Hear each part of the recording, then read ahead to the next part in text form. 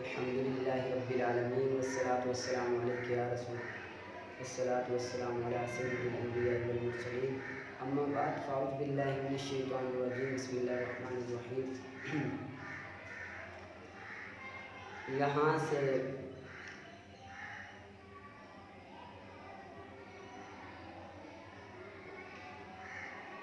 وَيَعْرِفُ التَّنَافُرُ لِلذَّوْقِ سے یہاں سے یہ بتانا چاہتے ہیں کہ فصاحت اور بلاغت کی پہلے تعریف انہوں نے کہا ہے۔ اب یہاں پر تنافر، مخالفت قیاس، ان سب کو معلوم کرنے کا طریقہ بیان کرنا چاہتے ہیں کہ یہ معلوم کس طرح ہوگی، یہ پتہ کس طرح چلے گا کہ ہمیں یہ کیا چیز کس سے حاصل ہوتی ہے۔ تو کہتے ہیں پہچانا جاتا ہے تنافر ذوق کے ساتھ، ذوق رکھنے والے کے ساتھ۔ جو ذوق رکھتا ہوگا، جس کو ذوق ہوگا، وہ ذوق سلیم رکھنے والا تنافر کو پہچانے گا۔ بھئی تنافر ہے کیا، پتہ کس طرح چلے گا، کون سے لفظ مشکل ہیں، کون سے صحیح ادا ہو رہے ہیں، کون سے لفظ مشکل ادا ہیں، وہ ذوق رکھنے والا ادا ہو۔ اور مخالفت قیاس بھی صرف کے ساتھ ادا ہوتی ہے۔ جس کو صرف آئے گی اس کو پتہ چل جائے گا یہ مخالفت قیاس ہے کہ نہیں، یہ دلیل تو اس طرح ہونی تھی لیکن انہوں نے دلیل نہیں کی، تو وہ صرف جاننے والا مخالفت قیاس کو پہچانے گا۔ وَدُفْعِ تلیف و تقید لفظی، یہ نحو جس کو نحو آتی ہوگی وہ پہچانے گا کہ دفع تلیف کیا ہے، تاکید لفظی کیا ہے۔ نحو آتی ہوگی تو پتہ چلے گا یہ اضمار قبول ذکر کی خرابی یہاں پر لازم آ رہی ہے، یہاں پر موصوف صفت کے درمیان کوئی اور چیز آ رہی ہے، تو یہ نحو جاننے والا کو پتہ چلے گا۔ والغرابت، اور غرابت کلام عرب پر کثرت مطالعے کے ساتھ ہوگا۔ جس کو کلام عرب پر کثرت مطالعہ ہوگا وہ غرابت کو جان سکے گا۔ اس کو غرابت کو کون جان سکے گا؟ جس کو کلام عرب پر فوقیت حاصل ہوگی۔ کیا حاصل ہوگی؟ فوقیت حاصل ہوگی، یعنی کہ کلام عرب کا اس کو مطالعہ ہوگا، یعنی کہ معانی کا ویکبری اس کے پاس ہوگی تو وہ جان سکے گا، ٹھیک ہے، یعنی کہ الفاظ کا ذخیرہ ہوگا تو وہ جان سکے گا۔ اور تاکید معنوی بیان کے ساتھ، تاکید معنوی بیان کے ساتھ، ٹھیک ہے، پتہ چلے گا کہ معنی میں ادھر خرابی آ رہی ہے، ادھر آ رہی ہے، تو یہ بیان کرنے کے ساتھ پتہ چلے گا تاکید معنوی، ٹھیک ہے، بیان کے ساتھ اور احوال اور اس کے مقتضیات معانی کے ساتھ، معانی کے ساتھ، الفاظ کے معنی کے ساتھ یہ ادا ہوگی۔ تو جو شخص چاہتا ہے کہ میں بلاغت کو پڑھوں تو کہتے ہیں فواجب علی طالب البلاغت معرفت اللغت، واجب ہے بلاغت کے طالب علم پر لغت کی معرفت، لغت کو جاننا، والصرف، صرف کو جاننا، والنحو، نحو کو جاننا، والمعانی، معانی کو جاننا، والبیان، بیان کو جاننا، ساتھ ساتھ اس کے کہ ہو سلیم ذوق، ذوق سلیم بھی ہو، اس کو شوق بھی ہو، یہ تمام چیزیں جانتا ہو اور اس کو شوق بھی ہو پڑھنے کا، بلاغت سیکھنے کا، پڑھنے کا شوق بھی ہو، تو وہ شخص بلاغت کو پڑھ سکتا ہے ورنہ نہیں پڑھ سکتا، ٹھیک ہے۔ اور کلام عرب پر کثیر مطلع ہو، کثیر مطالعہ بھی ہو رکھتا ہو تو وہ شخص اس کو جان سکتا ہے ورنہ نہیں جان سکتا، ٹھیک ہے۔ شوق بھی رکھتا ہو، ذوق سلیم جس کو ہو وہ ہی پڑھ سکتا ہے۔ آگے ہم نے کل پڑھا تھا کہ دو ہمارے پاس منطق میں سے کہ دو ہمارے پاس اب فکریں ہیں، اب اس میں سے ایک نہ ایک غلط ہے اور دوسری صحیح ہے، تو اس لیے ہمیں ایک ایسے قانون کی، ایک ایسے آلے کی ضرورت پڑی جو ہمیں بتا سکے کہ کون سی غلط ہے اور کون سی صحیح ہے۔ فطرت انسانی کافی نہیں ہوگی، فطرت انسانی کافی نہیں ہوگی کہ ہمیں درستگی کر سکے کہ کون سی صحیح ہے، اس لیے ہمیں ایک ایسے آلے کی، ایک ایسے قانون کی ضرورت ہے جو بتا سکے کہ کون سی صحیح ہے اور کون سی غلط ہے۔ تو حاجت ہمیں پڑی ایک ایسے قانون کی طرف جو مجہولات کو حاصل کرنے کا طریقہ معلومات سے بتا سکے، یعنی کہ جو چیز معلوم ہو اس سے ہمیں مجہول چیز کا پتہ چل سکے، وہ بتا سکے، وہ قانون منطق کے ذریعے ہم پڑھ سکتے ہیں، ٹھیک۔ وَإِذَا كَانَ قَدْ وَقَعَ الْغَلْطُ فِي فِكْرِ الْعُقَلَاءِ فَعَلِمَ، اور جب ہو گئی تحقیق واقع غلطی عقلاء کی فکر میں، تو پس معلوم ہوا اس بات سے معلوم ہوا، جب عقل منداں دی فکراں دے وچ غلطی پیدا ہو گئی تو اس بات سے ہمیں معلوم ہوا کہ بے شک فطرت انسانی کافی نہیں ہے غلطی کو امتیاز کرنے میں درستگی سے، ثواب کہتے ہیں درستگی کو، درستگی سے غلطی کو امتیاز ہم نہیں کر سکتے کہ درست کیا ہے، فطرت انسانی کافی نہیں ہے، اور چھلکے کو اتارنا، امتیاز کرنا عن اللباب، عقل سے جو چھلکے کو اتارنا، یہ ہمارے لیے کافی نہیں ہوگا، ٹھیک ہے۔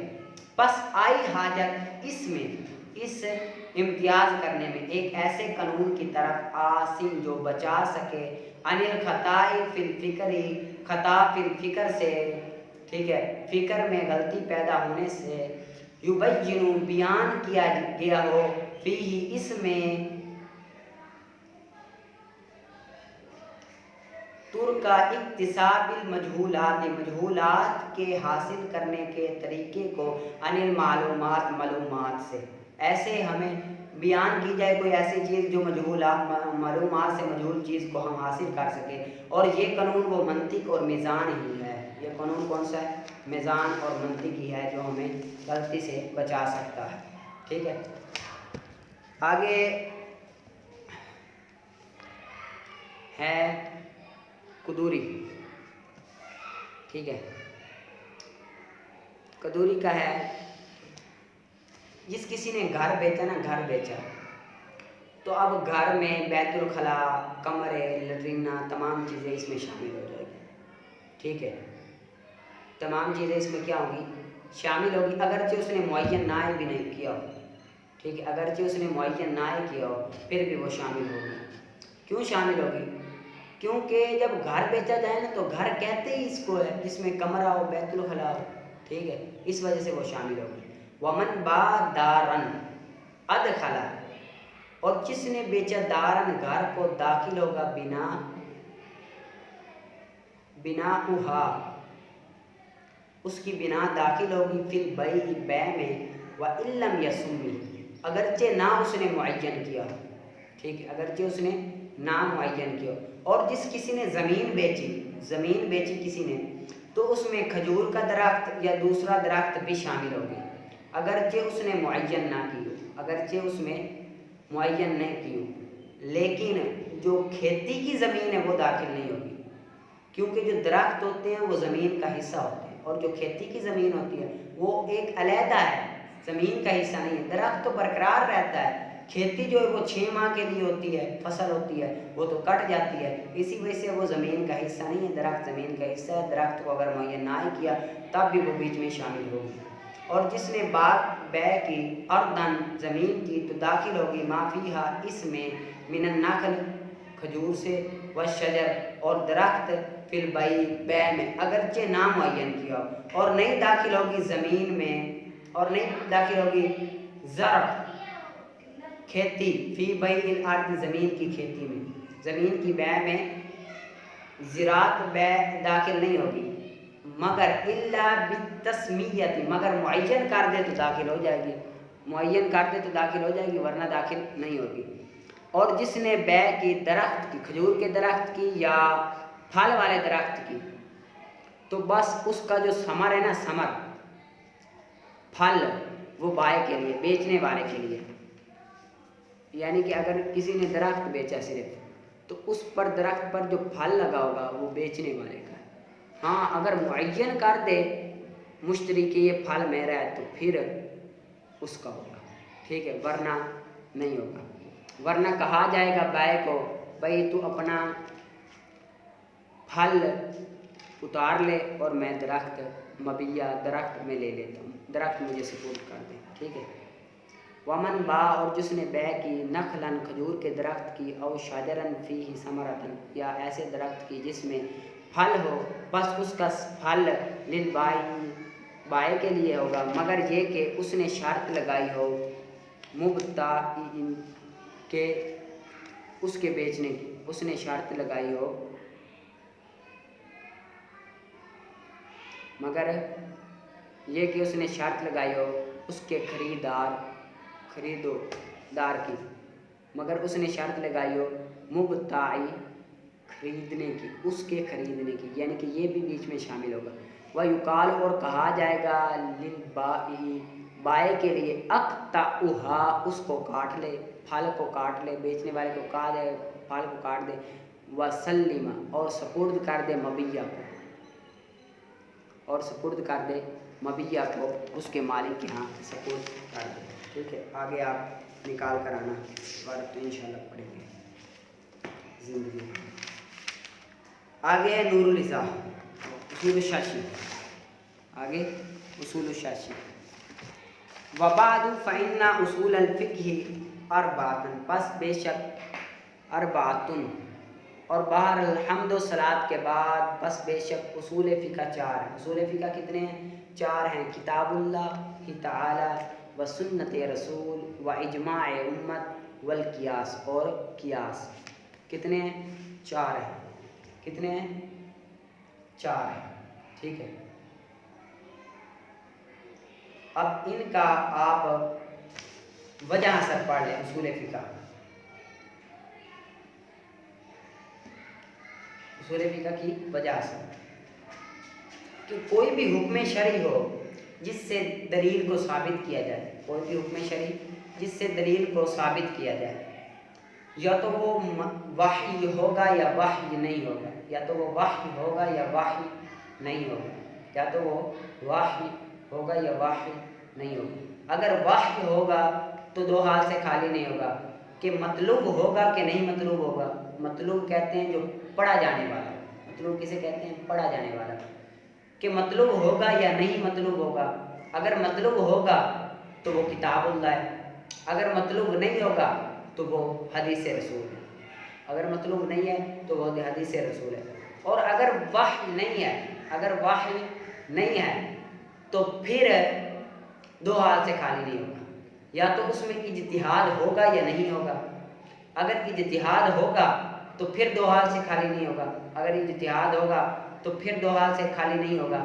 یا تو تمام کا اجتہاد ہوگا یا بعض کا اجتہاد ہوگا. یا تو تمام کا اجتہاد ہوگا یا بعض کا اجتہاد ہوگا. اگر تمام کا اجتہاد ہوگا تو اس کو اجماع امت کہتے ہیں. اس کو اجماع امت کہتے ہیں. اگر بعض کا اجتہاد ہوگا تو وہ قیاس ہوگا. اگر بعض کا اجتہاد ہوگا تو وہ قیاس ہوگا. اور اگر اجتہاد نہیں ہے تو وہ استدلال فاسدہ ہوں گے. تو وہ استدلال فاسدہ ہوں گے. تو وہ استدلال فاسدہ ہوں گے. دوبارہ وجہ سے بیان کرتا ہوں کہ حکم شرعی جس سے دلیل ثابت کی گئی ہو وہ وحی ہوگا یا وحی نہیں ہوگا. اگر وحی ہوگا تو دیکھیں گے مطلوب ہے 2 حال سے خالی نہیں ہوگا. یا تو مطلوب ہوگا یا مطلوب نہیں ہوگا. اگر مطلوب ہوگا تو پھر وہ کتاب اللہ ہے. اگر مطلوب نہیں ہے تو پھر حدیث رسول ہے. اور اگر وحی نہیں ہے تو پھر 2 حال سے خالی نہیں ہوگا. یا تو اجتہاد ہوگا یا اجتہاد نہیں ہوگا. اگر اجتہاد ہوگا تو پھر وہ اجماع امت. اگر اجتہاد ہوگا تو پھر 2 حال سے خالی نہیں ہوگا. یا تو سب کا اجتہاد ہوگا یا بعض کا اجتہاد ہوگا. اگر سب کا اجتہاد ہوگا تو اجماع امت. اگر بعض کا اجتہاد ہوگا تو قیاس. اگر اجتہاد نہیں ہوگا تو استدلال فاسدہ ہیں. اگر اجتہاد نہیں ہوگا تو وہ استدلال فاسدہ ہیں. ٹھیک ہے. اب یہاں پر سائل سوال کر دیتا ہے. سائل سوال کرتا ہے یہاں پر آپ نے کتاب اللہ کا ذکر کیا. کتاب اللہ کے اصول فقہ کے 4 ہیں. کتاب اللہ سنت رسول. تو یہاں پر اصول فقہ میں جو اضافت ہے یہ اضافت لامیہ تخصیصیہ ہے. لامیہ تخصیصیہ ہے. تو یہ صرف اصول فقہ کے ہی اصول بن جائیں گے. حالانکہ جس طرح یہ اصول فقہ کے اصول ہیں اس طرح اصول شرع اور عقائد اور کلام کے بھی اصول ہیں. جس طرح اصول فقہ کے اصول ہیں اس طرح اصول عقائد اصول شرع اور کلام کے بھی اصول ہیں. تو اس کے 2 جواب دے دیتا ہوں. ایک جواب تو یہ ہے کہ ضروری نہیں ہے جہاں پر لامیہ ہو وہاں پر تخصیص بھی ہوگی، وہاں پر تخصیص بھی ہوگی۔ یہاں پر لامیہ تو ہے لیکن لامیہ تخصیص کا فائدہ نہیں دے رہی، لامیہ تخصیص کا فائدہ نہیں دے رہی۔ یہ خاص نہیں ہے بلکہ یہ عام ہے، تمام اصول کو شامل ہے، عقائد کو بھی شامل ہے، شرع کو بھی شامل ہے، کلام کو بھی شامل ہے، ٹھیک ہے۔ جیسے انی زیدن، جیسے ابی زیدن، جیسے ابی زیدن، جیسے ابی زیدن، ٹھیک ہے۔ دوسرا جواب یہ ہے کہ فقہ بمعنی شرع کے ہے، فقہ بمعنی کس کے ہے؟ شرع کے ہے۔ شرع عام ہے، شرع عام ہے اور یہ فقہ اور علم کلام کو شامل ہے۔ فقہ بمعنی شرع کے ہے، شرع عام ہے، یہ فقہ اور علم کلام سب کو شامل ہے، ٹھیک ہے۔ پھر اب سائل سوال کرتا ہے، آپ نے کہا اصول فقہ 4 ہیں، یہ ہم نہیں مانتے، 5 بھی ہو سکتے ہیں، آپ کے پاس کیا دلیل ہے کہ یہ 4 ہیں؟ 5 بھی ہو سکتے ہیں، 5واں کون سا ہے؟ وہ سابقہ امت کے شرع، ٹھیک ہے، احکام سابقہ شرائع، سابقہ امت کے احکام، وہ بھی تو ہو سکتے ہیں۔ تو جواب دیتے ہیں کہ سابقہ امت کے جو احکام ہوں گے وہ تو یا قرآن و حدیث میں ہوں گے یا نہیں ہوں گے۔ اگر قرآن و حدیث میں ہوں گے تو وہ قرآن حدیث اصول فقہ کے اصول میں شامل ہیں، اس میں شامل ہو جائے گا۔ اگر قرآن و حدیث میں یہ نہیں ہوں گے تو یہ ذکر نہیں ہوں گے تو وہ مردود ہو گئے، یعنی کہ وہ کیا ہو گئے؟